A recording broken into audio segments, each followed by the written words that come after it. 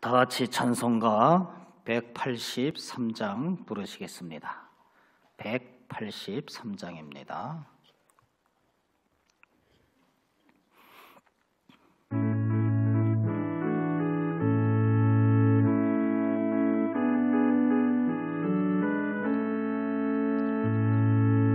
빈들의 마른 풀같이 시들 나의 영혼, 주님이 약속한 성령 간절히 기다리네.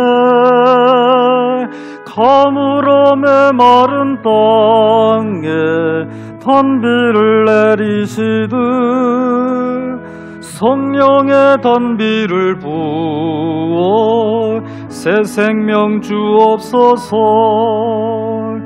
반가운 빗소리 들려 산천이 춤을 추네.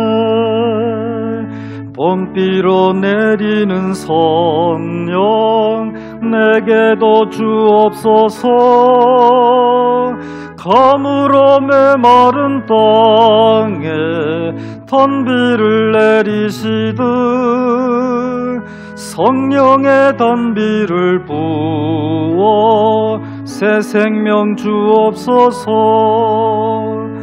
절 따라 우러를 내려 초목이 무성하니 갈급한 내 심령 위에 성령을 부소서. 가물어 메마른 땅에 단비를 내리시듯 성령의 단비를 부어 새 생명 주옵소서. 참되신 사랑의 언약 어길 수 있사오랴. 오늘의 흡족한 은혜 주실 줄 믿습니다. 가물어 메마른 땅에 단비를 내리시듯 성령의 단비를 부어 새 생명 주옵소서.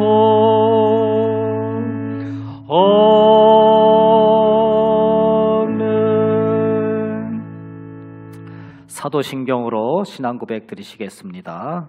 전능하사 천지를 만드신 하나님 아버지를 내가 믿사오며 그 애아들 우리 주 예수 그리스도를 믿사오니 이는 성령으로 잉태하사 동정녀 마리아에게 나시고 본디오 빌라도에게 고난을 받으사 십자가에 못 박혀 죽으시고 장사한 지 사흘 만에 죽은 자 가운데서 다시 살아나시며 하늘에 오르사 전능하신 하나님 우편에 앉아 계시다가 저희로서 산자와 죽은 자를 심판하러 오시리라. 성령을 믿사오며 거룩한 공예와 성도가 서로 교통하는 것과 죄를 사하여 주시는 것과 몸이 다시 사는 것과 영원히 사는 것을 믿사옵나이다. 아멘. 사랑과 은혜가 풍성하신 아버지 하나님, 감사와 찬송을 돌립니다.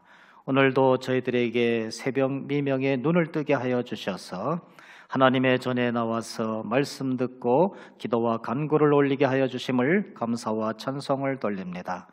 오늘도 이 시간에 함께하여 주셔서 은혜로운 시간 되게 하여 주시고 눈물로 호소하는 시간 되게 하여 주시고 이 말씀과 이 기도와 이 찬송으로 오늘 하루도 살아갈 수 있도록 인도하여 주시옵소서. 감사드리며 예수 그리스도의 이름으로 기도를 드리옵나이다. 아멘. 예, 오늘 말씀은 스가랴 1장 1절에서부터 6절까지 되시겠습니다. 스가랴서 1장 구약성경 1313쪽입니다. 제가 한 절 읽고 다 같이 한 절 보고 교독하기로 하겠습니다. 다리오 왕 제2년 8째 달에 여호와의 말씀이 이또의 손자 베라랴의 아들 선지자 스가랴에게 임하니라. 이르시되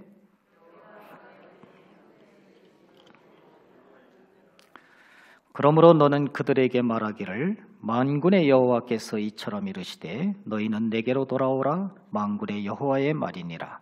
그리하면 내가 너희에게로 돌아가리라 만군의 여호와의 말이니라.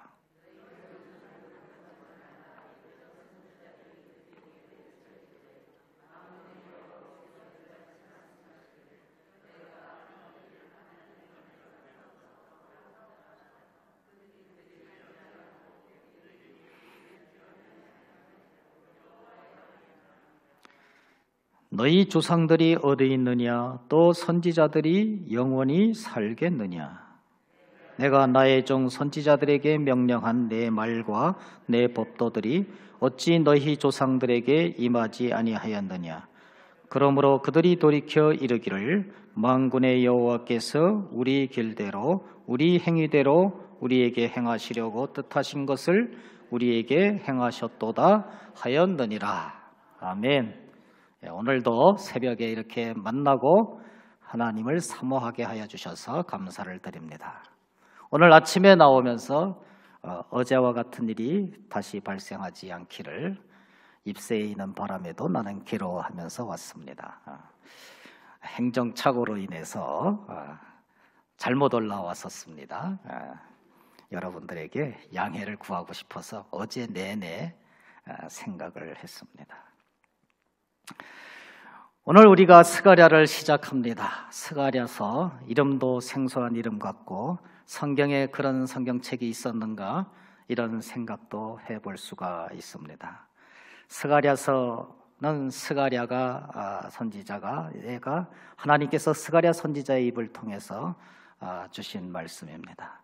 이 스가랴 선지자는 언제적 사람입니까? 오늘 1장 1절 말씀해 보니까 다리오 왕 제2년 8째 달에 이 스가랴 선지자에게 말씀이 임했다 이런 표현이 있습니다. 우리가 성경을 읽다 보면은 어느 왕이 있고 어느 선지자가 등장할 때에 항상 어느 시대의 사람인가를 얘기할 때에 상대방 나라의 왕을 비추어서 얘기하는 경우도 많이 있습니다. 예를 들어서 열왕기를 우리가 읽다 보면은 유다 왕 누구의 몇 년도에 이스라엘 왕 누가 등극했다 이런 식으로 항상 표현이 되어 있습니다. 그것은 상대방 나라가 있어야 내 나라의 역사를 비교할 수 있기 때문에 그렇습니다.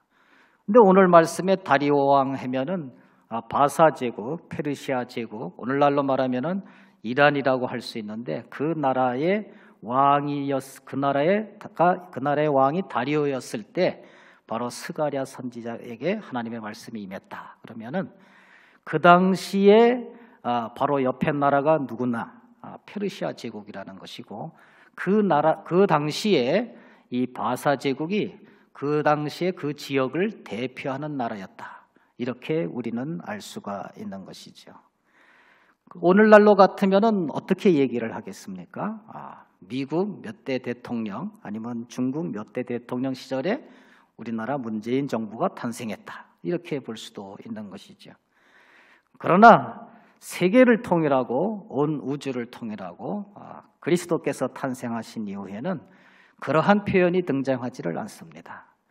주전 몇 년도, 주후 몇 년도 이렇게 항상 표현을 하고 이거는 국경을 넘어서 시대를 초월해서 장소를 초월해서 우리가 사용하고 있는 것을 볼 때에 만왕의 왕이신 우리 하나님, 우리 그리스도께서 영광받고 계시다. 이것도 우리가 알 수가 있습니다. 이 스가랴 선지자가 바샤 제국이 페르시아 제국이 왕성할 때에 하나님께서 이 스가랴를 선지자로 쓰셨는데 바로 이스라엘 백성이 출애굽하고 그리고 광야를 거쳐서 가나안 땅에 들어가서 이제 사사시대를 거치고 왕국을 건설했습니다. 왕국을 건설하고 거기에서 하나님의 말씀을 잘 청종하지 못하다가 나라가 둘로 분열되는 그러한 비극을 맞이하고 그리고 나서 드디어 이스라엘 또 남쪽의 유다가 멸망을 하게 됩니다. 북쪽 이스라엘이 아수르 제국에게 멸망을 당하고 남쪽의 유다 왕국은 바벨론 제국에게 멸망을 당해서 포로 생활을 70년이나 했습니다. 바벨론으로 끌려가서. 그 당시에 바벨론 제국의 왕은 포로로 끌고 가는 걸 너무너무 좋아했습니다. 포로로 끌고 가서 재능 있는 사람을 잘 써먹고 그렇지 않은 사람은 노동자로 써먹고 그게 바벨론 제국의 정치였습니다. 그렇게 영원할 것 같은 바벨론 제국이 도저히 이스라엘 백성이 하나님의 말씀처럼 70년 만에 돌아올 수 없을 정도로 그렇게 강력했던 바벨론이 지금으로 말하면 이라크 제국이라고 할 수가 있는데 그 제국도 역시 망해요. 누구한테 망하느냐 하면은 바사 제국한테 망합니다. 그래서 바사 제국과 이 바벨론 제국은 지금도 다 같이 이슬람 제국이지만은 두 나라는 굉장히 사이가 안 좋아서 현대에 와서도 큰 전쟁을 여러 번 겪은 것을 볼 수가 있습니다. 바로 이렇게 바벨론 제국을 바사 제국이 물리치고 이제 새로운 정치를 실현하는데 이 바사 제국의 정치 제도는 어떤 목적을 갖고 있느냐? 자기들이 정복한 그러한 나라의 독립성을 유지해 주는 거예요. 독립성을. 끌고 가는 것이 아니라 독립성을 유지해 주는 거예요. 그래서 바벨론 제국에게 무혈 입성한 그 바사 제국은 그 당시에 바벨론 제국에게 포로로 끌려와 있던 모든 민족들, 모든 백성들을 향해서 너희들의 나라로 돌아가라. 너희들의 나라로 돌아가고 너희들의 신을 섬기라. 그렇게 얘기를 합니다. 특별히 그 유명한 이스라엘 민족을 향해서 너희들은 예루살렘으로 돌아가서 성전을 건축하고 너희 신을 섬겨라. 이렇게 말을 합니다. 이렇게 착한 정복자가 어디 있습니까? 우리는 그렇게 생각할지도 모르지만은 하나님께서 그렇게 선한 도구로 사용한 것은 분명히 하지만은 그 당시에 그 사람들이 그럼 괜히 그랬겠느냐? 그건 아닙니다. 돌아가서 열심히 일하고 거기에서 나온 모든 산물을 조공을 바쳐라. 이런 거예요. 조공을 바쳐라. 내가 우리나라에서 써먹는 것보다는 너희들 본국으로 돌아가서 열심히 일해서 우리한테 조공을 바치라는 것이죠. 그런 제도를 썼습니다. 바로 그런 제도를 하나님께서는 선한 도구로 사용해서 이스라엘 민족을 돌아오게 하신 것을 볼 수가 있습니다. 그래서 이스라엘 민족이 1차, 2차, 3차 귀환을 하게 되는데 그때 맨 먼저 성전을 건축하기 위해서 재건하기 위해서 수룹바벨이라는 지도자가 이끌고 오는데 그때 함께 왔던 선지자가 스가랴 선지자입니다.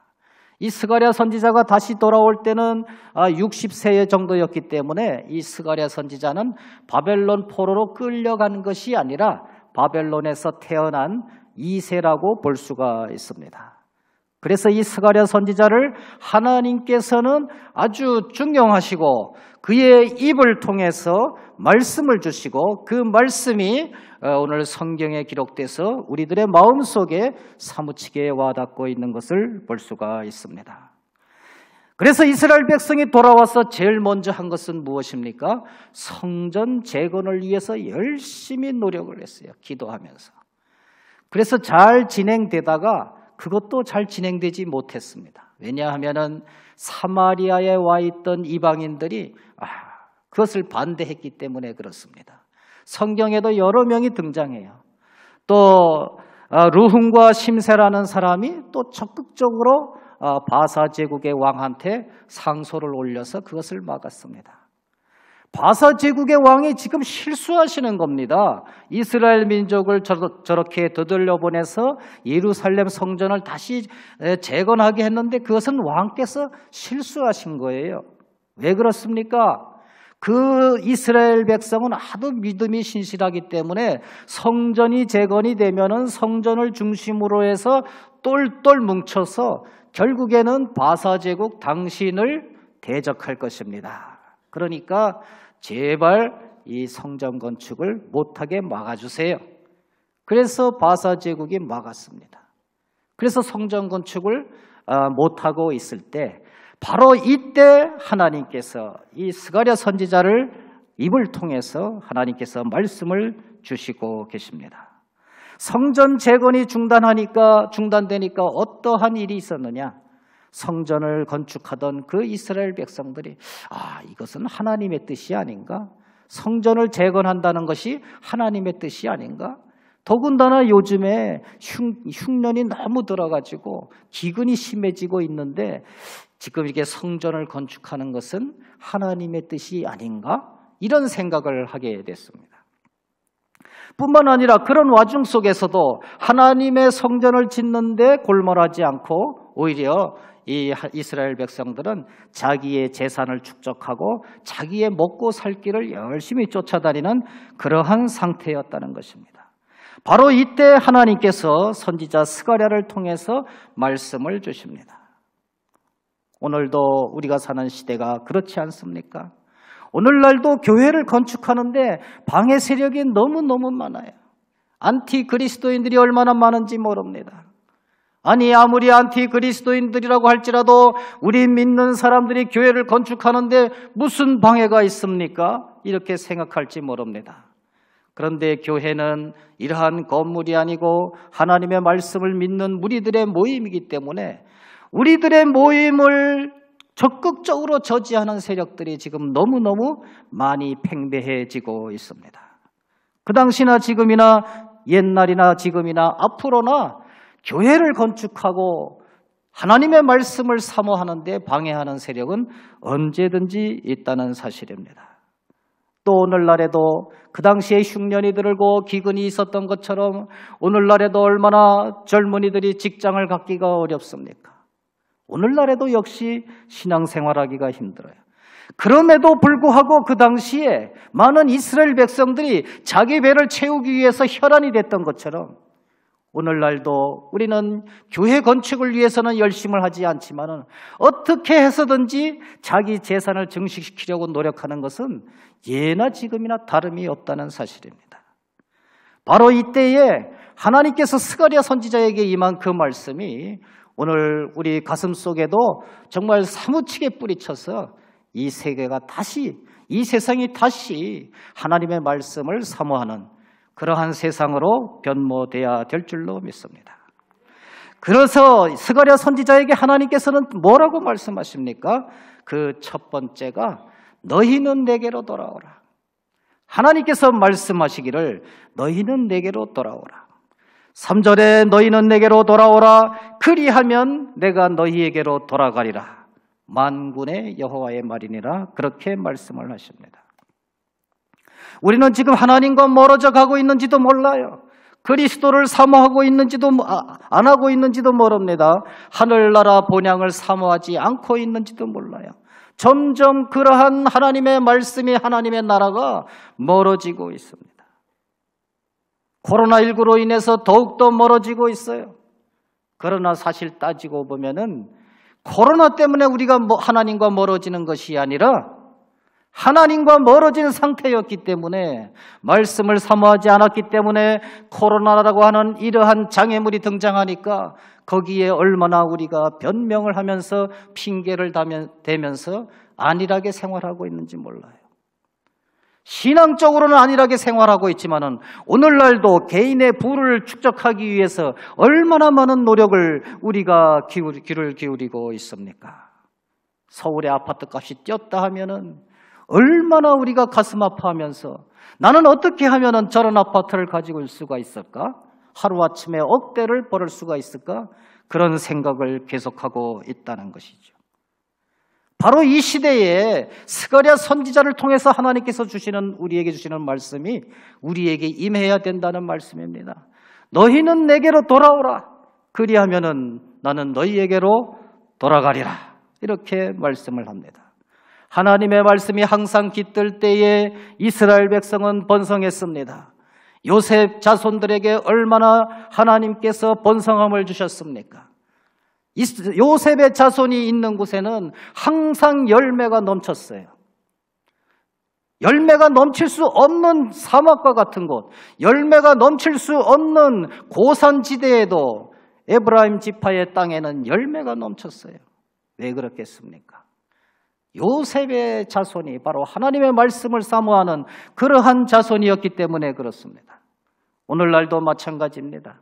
우리가 아무리 어려운 시대를 살아간다고 할지라도, 아무리 코로나19의 세대를 살아간다고 할지라도 우리가 하나님의 성전을 가까이 하고 하나님의 말씀을 내 마음속에 받아들이는 그러한 생활이 있을 때에 우리는 도저히 열매를 맺을 수 없다고 생각하는 코로나19와 같은 그러한 사막 속에서도 하나님의 말씀이 흥왕하고 교인들이 증거할 줄로 믿습니다.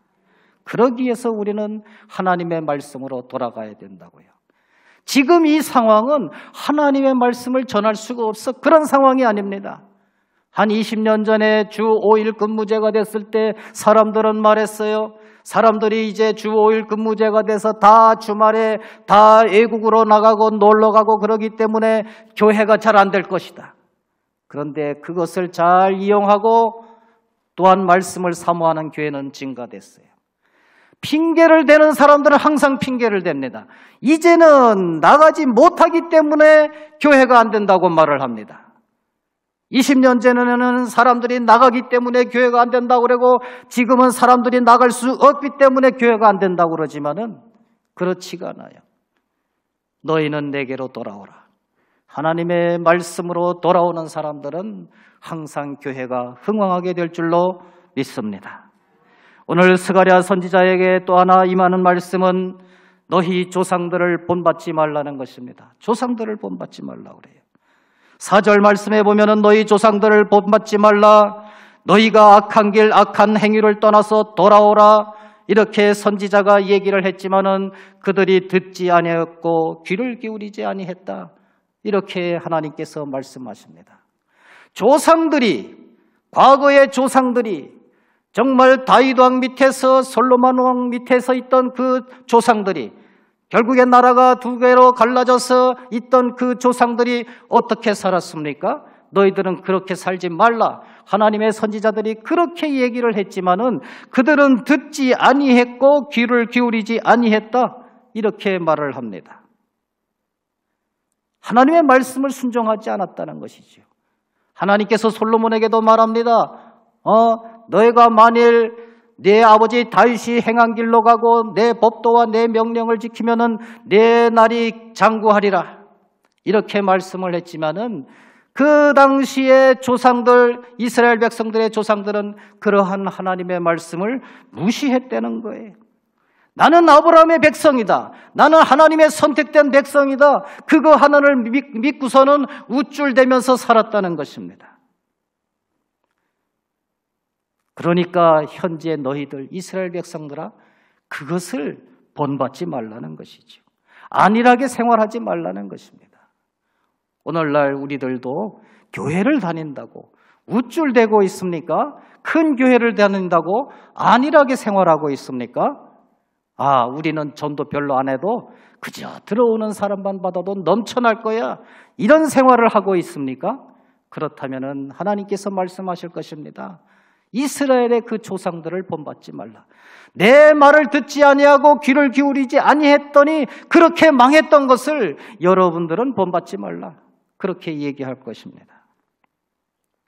마지막 세 번째로 오늘 스가랴 선지자에게 임한 것은 하나님의 말씀은 영원하다는 것입니다. 하나님의 말씀은 영원해요.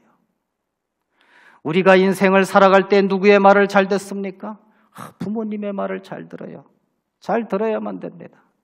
제 친구들 중에도 학교를 졸업하고 취직이 안 돼가지고 옛날에 그러던 사람이 있는데 항상 이렇게 말을 했어요. 우리 부모님이 열심히 공부하라고 할 때 내가 열심히 공부했으면 이런 일이 일어나지 않았을 것을 아주 실제로 통탄을 해요. 그런데 너무너무 일찍 반성을 하니까 나중에 잘 되더라고요. 그래도 직장에 있는 저 울산 쪽에 그 당시 직장 많았지 않습니까? 자동차 공장도 많고. 가서 취직해가지고 남들은 40대 퇴직하는 그러한 마당에 60까지 되니까 다 차장되고 부장돼가지고 억대의 연봉을 받으면서 잘 살더라고요. 그런 친구들은 그 마음속에 부모님의 그 마음, 부모님의 말이 항상 그 마음속에 살아나서 내가 이제 열심히 살아야 되겠다. 이렇게 생각을 했기 때문에 그렇습니다. 그런데 문제는 부모님의 말은 항상 변한다는 거예요. 100년 전의 부모님의 말, 우리 세대가 어렸을 때의 부모님의 말, 지금의 부모님의 말이 틀리다는 거예요. 지금의 부모님들은 열심히 공부하라, 물론 이런 말도 하죠. 그런데 요즘의 세대는 또 어떤 세대입니까? 너희의 주장을 어디 가서 절대 굽히지 마라. 잘못됐다고 생각해도 끝까지 버텨라. 너를 주장하는 세대가 되라. 이겨라. 그게 부모님의 요즘의 세대가 그렇게 자꾸 흘러가요. 변한다는 것이죠. 그런데 오늘 하나님의 말씀은 영원하다는 것입니다. 하나님의 말씀은 변하지 않는다는 것입니다. 5절, 6절 말씀을 보면은 그렇습니다. 너희 조상들이 지금 어디 있느냐? 하나님의 말씀을 절대로 따르지 아니했던 그 너희 조상들은 어디 있느냐? 그 다음에 선지자들은 영원히 살겠느냐? 그 조상들에게 하나님의 말씀을 지키라고 날마다 울면서 기도하면서 말씀을 전하던 그 선지자들은 어디 있느냐? 둘 다 죽었다는 거예요. 하나님의 말씀도 듣지 않던 그러한 조상도 죽고 하나님의 말씀을 전파하던 그 선지자들도 죽고 시대가 지나니까 다 죽었다는 말입니다. 그럼에도 불구하고 6절 말씀에 보면은 그들이 깨닫는다는 것이지요. 우리 길대로, 우리 행위대로 우리가 살았더니만은 우리에게 행하시려고 뜻하신 것을 하나님께서 그대로 우리에게 행하셨도다. 말을 듣지 아니하는 그러한 이스라엘 조상들에게 하나님께서 뜻하신 대로 그들이 하나님께서 벌을 주셨다 이 말이에요. 조상들도 죽고 선지자들도 죽었지만은 그 입에서 선지자의 입에서 나온 하나님의 말씀은 지금도 이루어지고 있다는 말씀입니다. 그래서 심판을 받았다는 것이지요. 하나님의 말씀은 영원하다는 것입니다. 우리가 오늘날 살아갈지라도 부모님의 말씀도 시대에 따라서 변하고 그것이 안 이루어질 수도 있고 틀릴 수도 있지만은 하나님의 말씀은 영원하다. 그분이 한번 내뱉으신 말씀은 우리가 죽어도 이 시대가 지나가도 영원토록 변하지 아니하고 우리에게 심판이 되고 우리에게 영생이 될 줄로 믿습니다. 그러므로 우리는 하나님의 말씀을 신실하게 믿는 그러한 사람들이 되어야만 될 줄로 믿습니다. 오늘은 너희는 내게로 돌아오라 이렇게 말씀을 하셨습니다. 하나님께로 돌아가고 우리가 하나님께로 돌아가지 못한 그 조상들 그러한 세대를 본받지 말고 하나님의 말씀은 영원하다고 그렇게 마음으로 믿으면서 오늘도 하나님의 말씀을 삶의 지표로 삼아서 살아갈 수 있는 우리 성도님들 되시기를 간절히 축원드립니다.